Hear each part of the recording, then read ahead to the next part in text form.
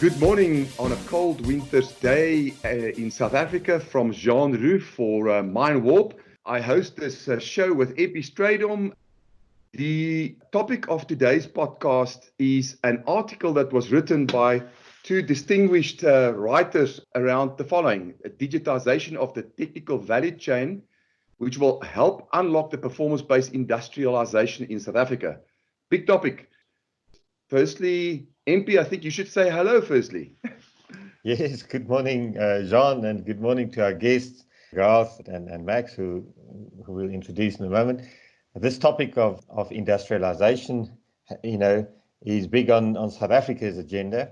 And I think we talk about South Africa and its agenda, but as we do, of course, it applies to other countries as well. So I'm very excited about this topic and looking forward to hear what our guests have to say this morning. Excellent. Let's first introduce Max Snyman from Max & Associates. Max, you and I have a relationship going back 3 years. We did a paper together. I think you will also touch on the papers that you've written. We've also met jointly at customers. The first time we met, I think, was in 2017 at one of our gold mining company with SAP, and our relationship grew from there. Max, introduce yourself. But also, why do you have the right to have a say about this topic? Thank you, Jean. Good morning to everyone. So I'm an industrial engineer by trade, and I specialize in manufacturing and engineering management. In the early 90s, I basically transformed the engineering management at Columbus Stainless. After that, I went back to manufacturing and specialized in advanced planning and optimization of the total value chain in companies. Very, very technology driven. When we started to look at what can we industrialize in the mining industry, we then found that we're a bit lacking behind other industries, and hence our paper at the mining conference 2 years ago. Thanks, Max. Garth Strachan is our second guest. And Garth, you're no small player in the South African industrial environment. History as Deputy Director General for Industrial Development Division at the Department of Trade and Industry here in South Africa. Why don't you talk a little bit more about your history and how you also came to work with Max, maybe? Yes, thanks. Good morning to everybody. Yes, I have long experience working in the industrial development and industrial policy domain until my retirement. I also worked as the acting CEO of the South African Bureau of Standards. Everybody knows that South Africa and Africa has huge potential. We also know that there is dependency on resource extraction and export. And mining is hugely important, but we also have to look at mining because of its industrialization potential across the mining and technical value chains. And we also need to recognize that we shouldn't, in my opinion, concentrate on the negatives. We have to concentrate on the positives. And one of those is to get government, the public sector, working closely with business to ensure that the opportunities presented by the new digital revolution and digitizing value chains is a key instrument to ensure that collaboration happens and that value chains are integrated in the interests of competitiveness, activity, exports, and job creation. That's essentially why Max and I have been working together, published the article, and are working closely with government and labor to secure as much understanding and support for this issue as possible. Fantastic. Thank you very much, Max and Garth. It's an interesting topic, and of course, the mining industry, as one of the major industries in South Africa, doesn't stand alone. And we often hear that we can learn a lot from other industries. Garth, in our previous discussions, you've also mentioned that you've had significant involvement in the automotive industry in South Africa, and that you believe that there are some principles that could carry over from that industry into the digitization of the technical value chain, etc., in mining. Do you want to expand a little bit about that? Yes, of course, MP. Thank you. South Africa produces less than 1% of global production of automotives. Nevertheless, the six big automotive manufacturers are located in South Africa with a local and global supply chains. Notwithstanding the fact that South Africa doesn't enjoy economies of scale because of a small domestic market and limited exports, we had to come up with a plan probably 2.5 years ago as to how we would keep our automotive capacity and capabilities in place. And we developed a methodology which government has now adopted called the master plan process. And central to that plan was to get the OEMs individually and in their organized capacity under the National Automotive Manufacturers of South Africa, NAAMSA, the component manufacturers, NARCAM, labor into the room to say, how do we, as government, labor, manufacturers, and tier 1 to 4 suppliers develop a collaborative plan to ensure that the automotive industry in South Africa will be sustained and maintained and move to higher levels of production, employment. And so in a process over a year, there was an extensive engagement which eventually developed a master plan. And the master plan hinges on a collaborative approach, which on the one hand, government commits to supply side measures in the form of trade measures, tariffs, and in the form of financing.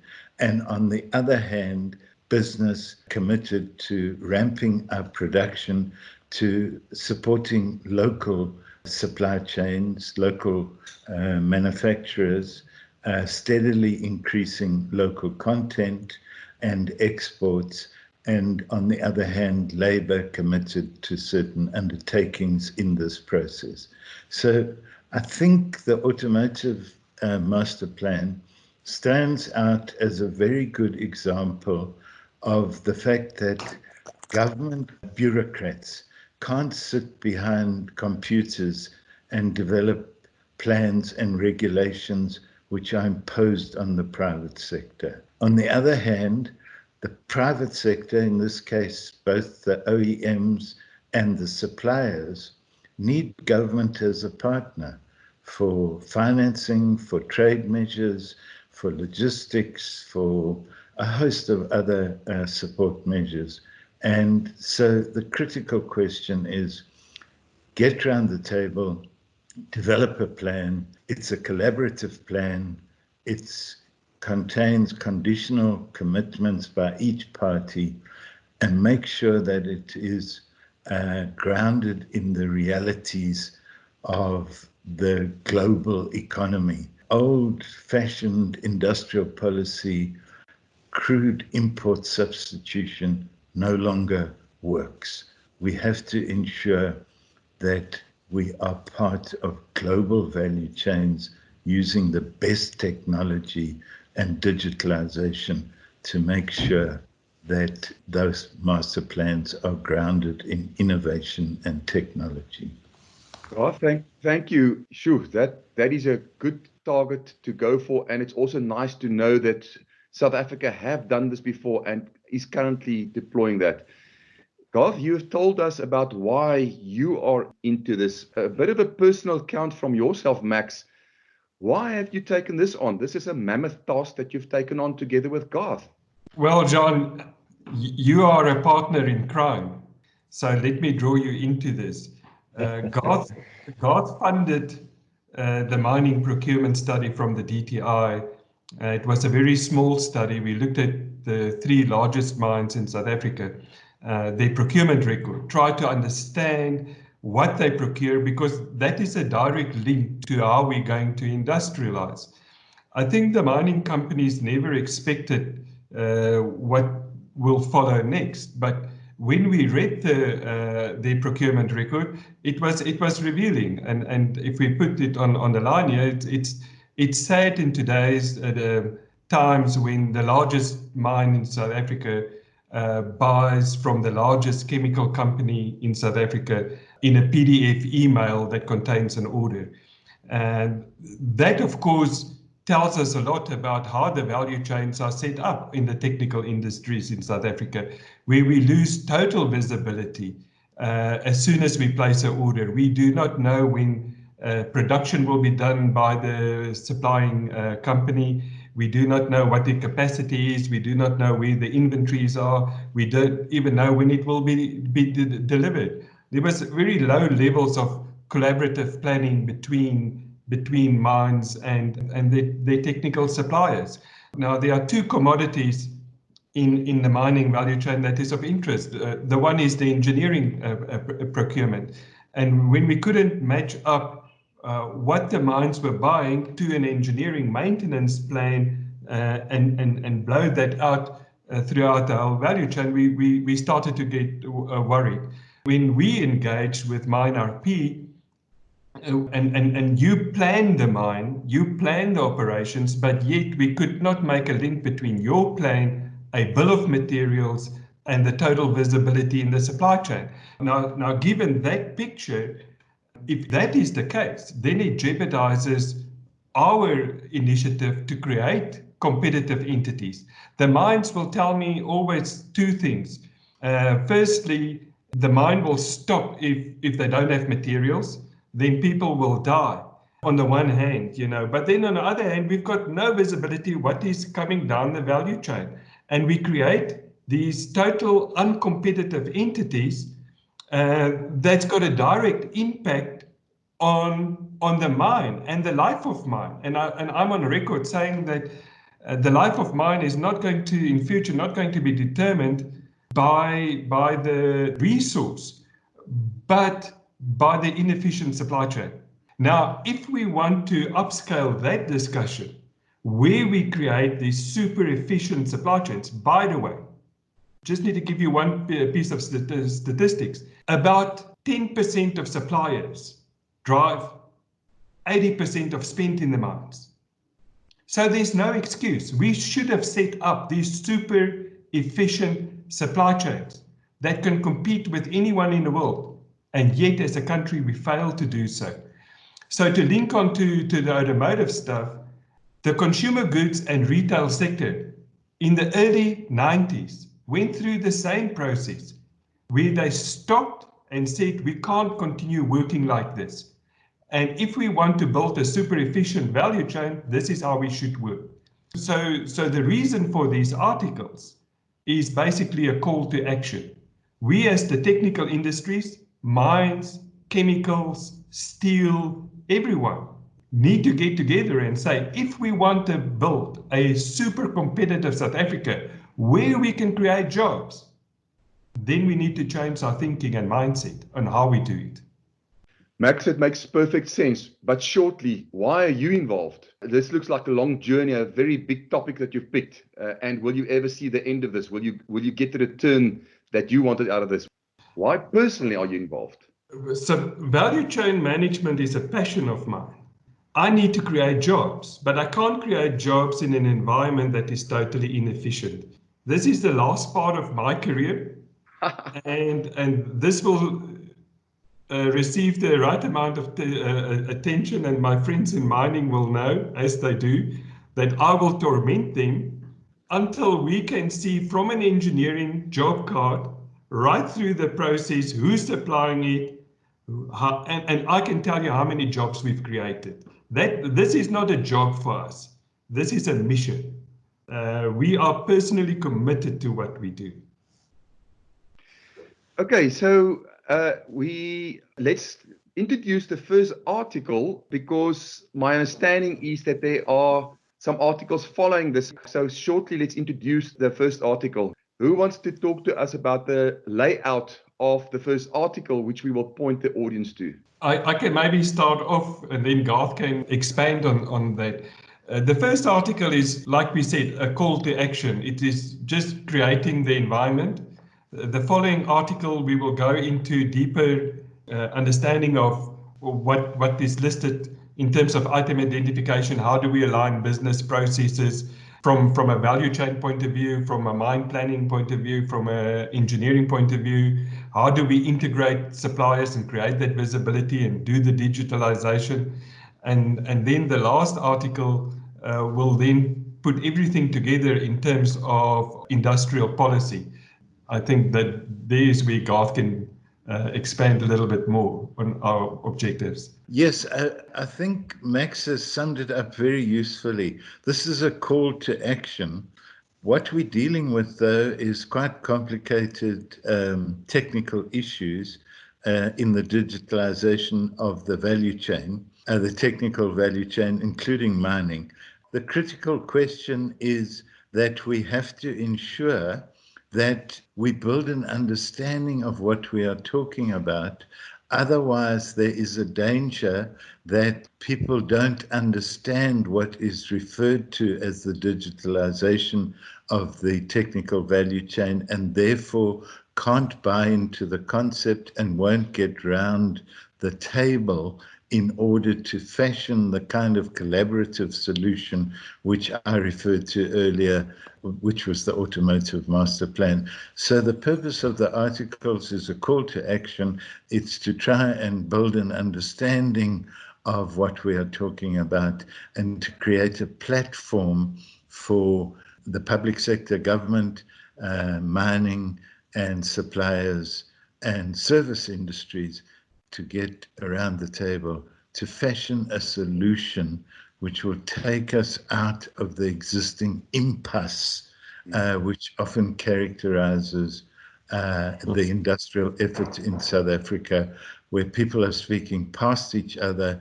There's no common understanding. There's very little understanding of what is possible in the new digital age and how we can use these instruments for competitiveness and growth. Garth, we have a client in South Africa, a senior client. I would only say that he's at Anglo Platinum, not point him out, but he knows who he is, that often says to us, that sounds like sci-fi. So when we introduce some new topic and then he's very unbelievable and then we need to really prove to him that this is not just gobbledygook technical stuff. Garth, some of these concepts have been implemented as you took us through on the automotive side. The drive for innovation, quality and delivery and price are ultimately what you are after with this initiative together with Max. Yes, absolutely. And for those who suggested sci-fi, I would respectfully suggest that it has been done. It's not just in the Automotive Master Plan. There's a clothing and textile master plan where we did exactly the same thing. We brought the textile companies, the clothing companies, the retailers into the room, and after a process have ensured that there is a master plan which benefits everybody in the retail, clothing and textile value chain. So it has been done, it can be done, and I think it's absolutely important that despite all the problems in South Africa, the political problems, the social problems that we have, let's concentrate on the positive. It can be done. Let's get around the table. There are instruments that we can use in the fourth industrial revolution to assist in these processes. Men and women of goodwill can come together and make this work. We've kind of framed the problem domain now, but Max, if I maybe turn to you, what's the end goal? What are we aiming to achieve, or I should say, what are you guys aiming to achieve specifically? And then what can readers and listeners expect in the next few articles, which I believe you're planning to publish online as well? Yes, Impy. So let me link to the previous statement. When I met Garth, he said to me, "This sounds like techno wow wow." But to make the link, behind Industry 4.0 or the fourth industrial revolution, people focus on the hype. Behind the hype sits a series of well-defined digitalization and other standards that companies need to basically adopt. What it means for us as a country, if we do not adopt these standards, then we will not be able to trade globally, which means for the mines, we're going to create very inefficient local industries that is entirely dependent on local demand, which will, in effect, increase mining cost. So what we want from this is that call to action, get around the table, and for once and for all say, this is how we need to manage our value chains in South Africa. That is what we want. Yeah. To my good friend Max, he's wrong. I didn't say this is techno wow wow. I said this is not techno wow wow. Techno wow wow is about smart cities and smart trains and so on and so forth, which we can't achieve. This is actually applied, pragmatic application of the fourth industrial revolution. So this is really not an optional, a hobby that someone or an interest, some strange interest of academic people. Rather, you're saying, guys, this is a do or die thing. Unless we, as an industry and specifically inside of South Africa, become competitive, South Africa is not going to be able to compete with other mining countries, and B, the mining industry as such is not going to be able to attract the smart money and compete with other industries the way that it could and should. Absolutely, Impy. The question of the value chain, when I mentioned it first and took the mining companies in South Africa on the way we run our value chains, they looked to me very strangely.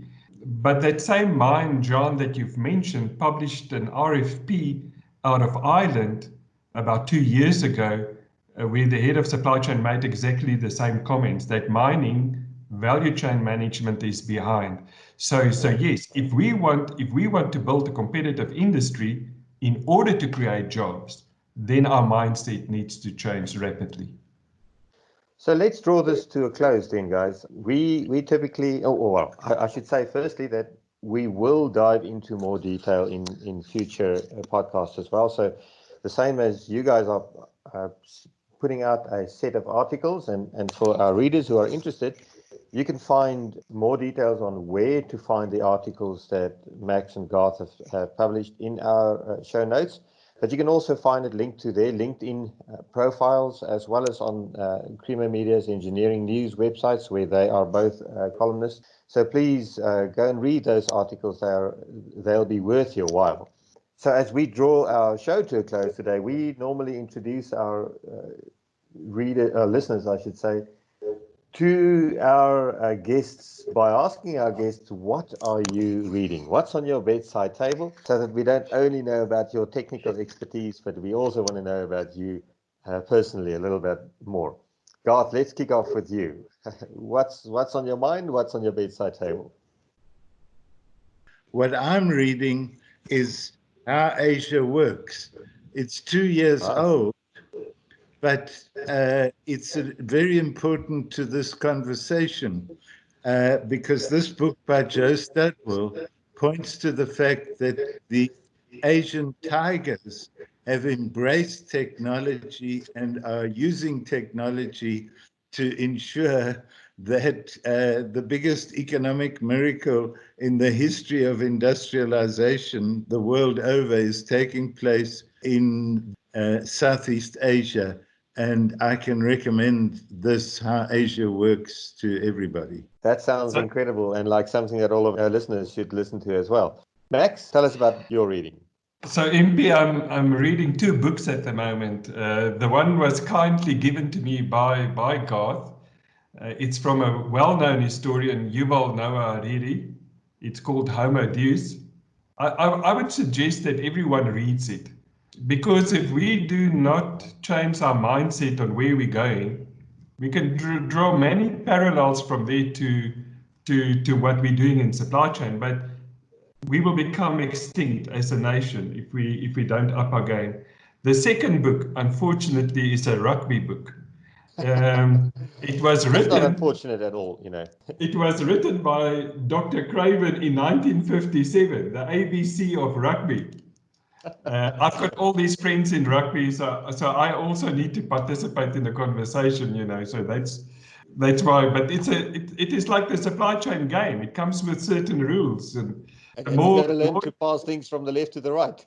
Yes, exactly. And the more you think about it, that things are different, the more you understand they're exactly the same, you know. The technologies might change, but it's exactly the same. There are basics that we need to do in supply chain, in value chain, and that is so good. I mean, that book is amazing, what the old man wrote in 1957 about rugby, you know. So. Incredible. Guys, thank you so much from my side. It was a pleasure listening to you and chatting with you, and I look forward to the next conversations, because this is a big topic, but also an incredibly important topic. Thank you, Garth and Max. Thank you very much to you, Jean, to MP, and to Max. Thank you to all.